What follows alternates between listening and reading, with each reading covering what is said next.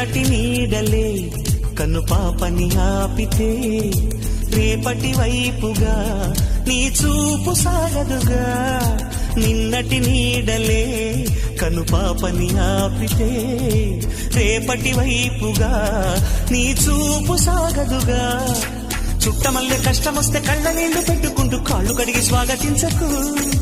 ఒక్క చిన్న నవ్వు నవ్వి సాగనంపకుండా లేనిపోని సేవ చెయ్యకు.